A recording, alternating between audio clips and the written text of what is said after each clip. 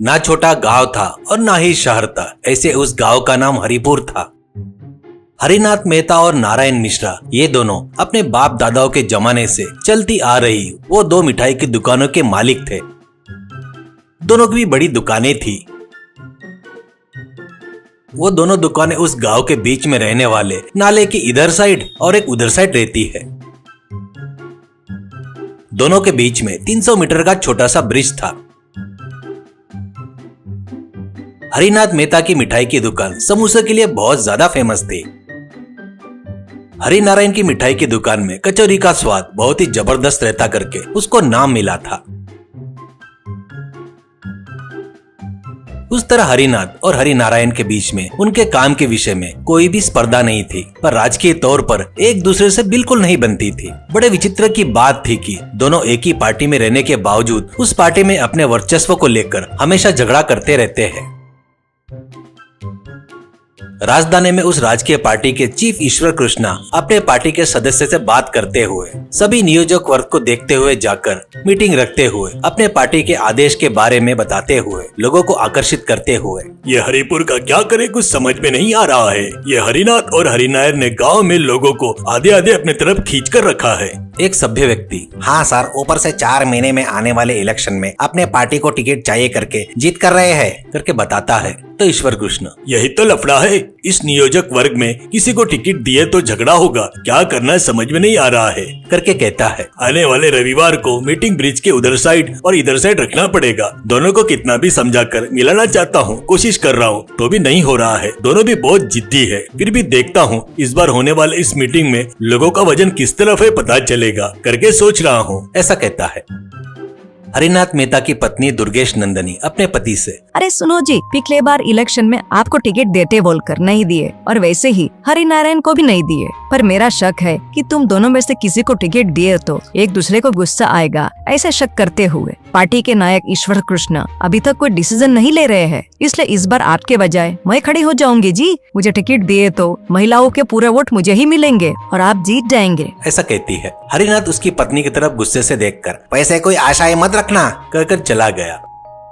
वैसे उधर हरिनारायण मिश्रा के घर में भी ऐसे ही बातें हुई।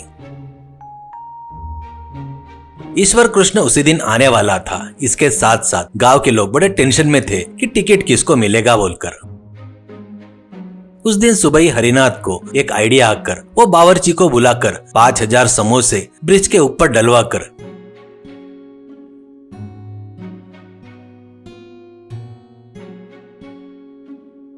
ब्रिज के पास हाथ में हार पकड़कर रेडी था ईश्वर कृष्ण का स्वागत करने के लिए। तो ईश्वर कृष्ण कार से उतरकर हरिनाथ को गले लगाकर कहता है, इस नियोजक वर्ग में पार्टी को तुमसे ही आशा है, तैयार रहना करके कहता है।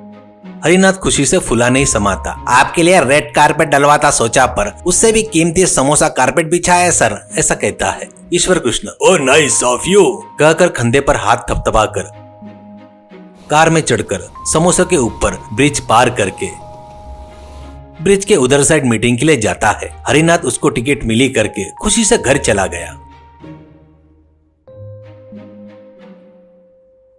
ये देखकर हरिनारायण ईश्वर कृष्ण मीटिंग में वापस लौटकर आते वक्त ब्रिज के ऊपर से समोसे के ऊपर कचौरी कारपेट जैसा बिछाकर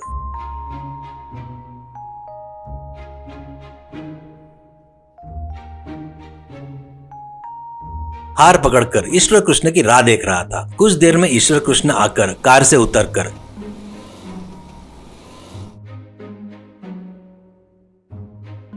हरिनारायण को गले लगाकर, इस नियोजक वर्ग में पार्टी के लिए तुमसे ही आशाएं है, तैयार रहो, ऐसा कहता है। दोनों मीटिंग होने के बाद ईश्वर कृष्ण राजधानी लौट जाते हैं। हरिनाथ और हरिनारायण दोनों भी उनको ही टिकट पक्का मिलेगी करके राह देखते रहते हैं। मीटिंग होने के तुरंत बाद इधर उधर रुके हुए ट्रैफिक को और थोड़ा देर रुको करके रिक्वेस्ट करके एक युवक अपने दोस्तों के साथ ब्रिज पर के समोसे कचौरी को फटाफट उठाकर टोकने में भरकर उनको लेकर सीधा कार्मिक नगर में जाकर वहां पर रह रहे गरीबों को उतने 1000 समोसे बांटता है। वो सभी कार्मिक लोग, अरे अपना प्रकाश सोना है सोना, हमको कभी भी थोड़ी भी तकलीफ होने नहीं देता, कहकर प्रकाश युवक की तारीफ करते हैं। एक कार आकर उसमें से पार्टी के नायक लीडर उतरकर, मिस्टर प्रकाश, बहुत दिनों से तुम गरीब लोगों की मदद कर रहे हो, ये प्रेसिडेंट की नजर में आ गया। इस बार इलेक्शन में तुम्हारे सिवा किसी और को खड़े रहने का हक नहीं है करके पार्टी ने तुमको टिकट दिए है। तुम जीतकर इस नियोजक वर्ग के लोगों के साथ रहोगे करके विश्वास से हमारे साथ साथ तुमको भी राजधानी आने के लिए बोल रहे हैं। Wish you all the best, ऐसा कहता है। वो सुनकर सभी लोग हमारे नेता प्रकाश की जय हो, हमारे नेता प्रकाश की जय हो चिल्लाते हैं। राजधानी में ईश्वर कृष्ण प्रकाश को गले लगाकर, हमारे पार्टी को तेरे जैसे गर्म खून और सेवाभाव व्यक्ति वाले ही चाहिए, तुम पक्का जीतोगे, ये मेरा विश्वास है, ऐसा कहता है। प्रकाश, थैंक यू सर, पर एक छोटी सी विनती है, मैं अगर जीता तो सबसे पहले करने वाला काम कार्मिक नगर में रहने वाले गरीबों के लिए एक हॉस्पिटल और बच्चों के लिए एक अच्छी स्कूल जैसे बनवाऊंगा। आप मुझे ये करने का अधिकार दिए तो बस है, ऐसा कहता है।